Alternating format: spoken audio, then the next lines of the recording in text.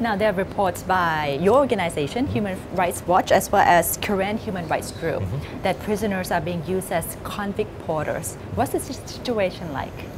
It's horrific. It really is one of the worst human rights stories I've heard from Burma. Basically, it's a system of when the Burmese military goes on large-scale offensives and big operations, because they'll be fighting in mountainous jungle terrain. Against the ethnic minorities? Against the ethnic minorities. In this case, against the Karen National Liberation Army and the Democratic Karen Buddhist Army in eastern Burma. So what they do is and quite often villages in the area run away. They'll come into Thailand as refugees. So there's no one to carry all their supplies for them. So the army has a system whereby they order large numbers of common criminals from different prisons throughout the country to be driven through the country and up to the front line. And there they're given standard blue uniforms for convict porters and made to carry everything from food and water to ammunition, mortar rounds, other kind of weapons, anything. Wounded Burmese army soldiers. And they're often made to walk ahead of the Burmese soldiers to trip the landmines. They're forced to go ahead of the Burmese soldiers and actually dig for landmines. Now this is a practice called atrocity demining. This is the use of human beings to actually deter or divert attacks. And in international humanitarian law, it's called human shielding. And it's a war crime. You can't get a civilian to stand in front of you to stop you from being shot. You can't use non-combatants in that way. Other porters talk about being tortured for trying to escape. Wounded porters are often executed or left there to die. Very rarely, if Just ever, left there to die? Just left there to die. A lot of the men that I interviewed said that they saw it regularly. A porter would be walking ahead, step on a landmine and lose his leg or his foot. And the soldiers would say, just drag him off the trail, leave him there. And they would just like keep that. walking. Yeah. And in other cases, the soldiers would say, you two prisoners, pick him up. And they toss him and throw them over the ridge, and so that the bodies drop down. In other cases, they're just shot in the head and left there. Very rarely, if ever, are they given medical attention. Do these abuses amount to war crimes? They are very serious war crimes. Yeah. You can't use civilians like this. You can use prison labour for some things. That's not illegal under international humanitarian law. It's not even illegal under the Forced Labour Convention. But they've got to be compensated. They have to be treated very well. They're not allowed to be exposed to armed conflict at all. I mean, they can work on a military camp and dig trenches and carry supplies and things like that. That's fine, but not where there's actual hostilities. They can't be exposed to that. So they shouldn't be taken to the front line. And they certainly shouldn't be forced ahead to draw ambush and to step on landmines. And they shouldn't be tortured when they can't carry very heavy loads. They shouldn't be there in the first place. But these prisoners, all of them are at least men, right? No They're women are involved. We didn't hear of any women. Okay. And the youngest we interviewed was about 17, and the oldest was 57. And many of them are in their 20s and 30s. How long has this been going on? We think at least since 1992. So the Korean Human Rights Group did a report in 1992 with an escaped convict porter. Amnesty International did a report that year about escaped convict porters as well. Human Rights Watch did one in 1995, and even the International Committee of the Red Cross mentioned this when they went public about the human rights situation in eastern Burma in 2007. The ICRC said, the Burmese army is using common criminals in hazardous conditions in the front line. How would the formation of a United Nations Commission of Inquiry help?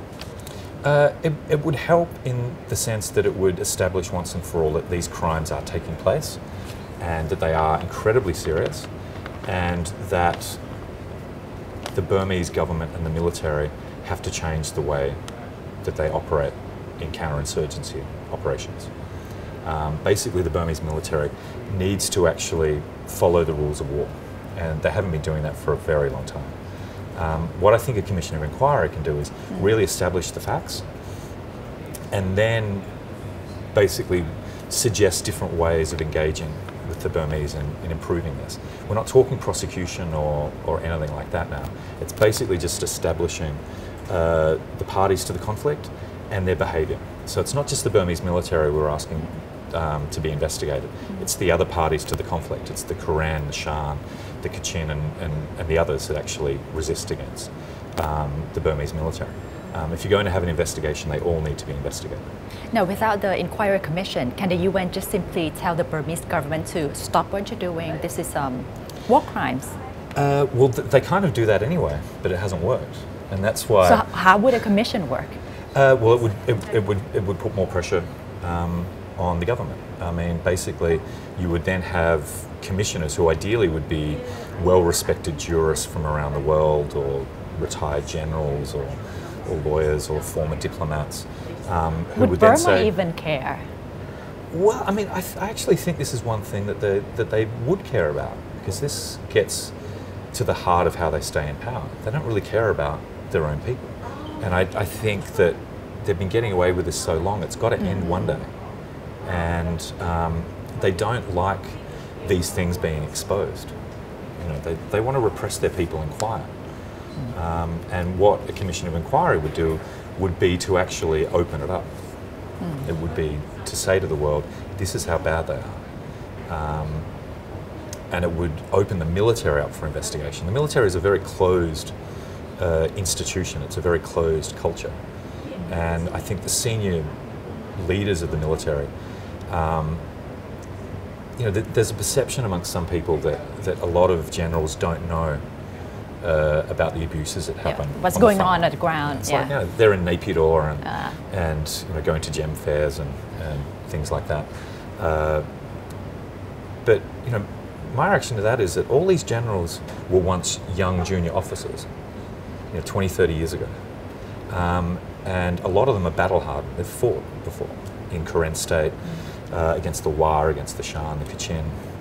They know how the Burmese army operates. And what we have today is a system that in some ways these generals created, or at least perpetuated. It's a way of fighting a counterinsurgency war that is incredibly brutal, and that punishes civilians, that uses prisoners to carry supplies and then they're disposed of. The senior generals know exactly how their army fights, and it's a culture. You know, you can change the command, you can change the generals, but you need to change the culture in the long term. And it's a culture of impunity. A lot of soldiers know we can get away with this. We're never going to be investigated. We're never going to have senior generals tell us not to do this. Right. And you know, the way that convict porters are brought up to the front line, this isn't something isolated in Karen State or Shan State. This is an order at a senior level that says to prisons throughout the country, get this many prisoners, transport them through the country, take them to the front. This is not some junior officer ordering this. This has got to be someone very senior. And it's a civilian ministry, the Ministry of Home Affairs, even though the minister is a serving military officer, and the Minister of Defence are involved in this. So that's what I think a commission of inquiry can really look at. It's this culture of impunity, this sense that the military can get away with whatever it wants, and that needs to end. So the fight between the government and ethnic minorities is still going on? It's still going on.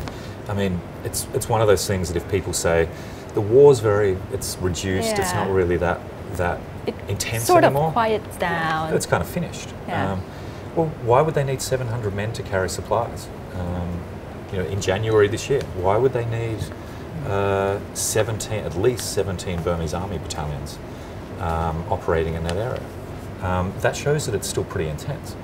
And you know, a few years ago you could say, well, the fighting has kind of been isolated to certain parts of eastern Burma and in Shan State across from Chiang Mai and Chiang Rai.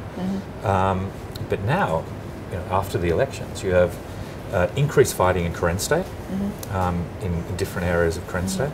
Karenni State is still a low-intensity guerrilla war. And in the past 4 or 5 months, increased fighting in Shan State against the Shan State Army North. They had a ceasefire for 22 years, and the Burmese army broke it. They attacked them. And you have fighting in Kachin State between the Kachin Independence Organisation and the Burmese army. So there's now actually more conflict in Burma than there has been in the past several years. And they're all very complex. Right. But they do show a failure of the political system to address the underlying political elements of this. Are there also evidence that the government is using child soldiers?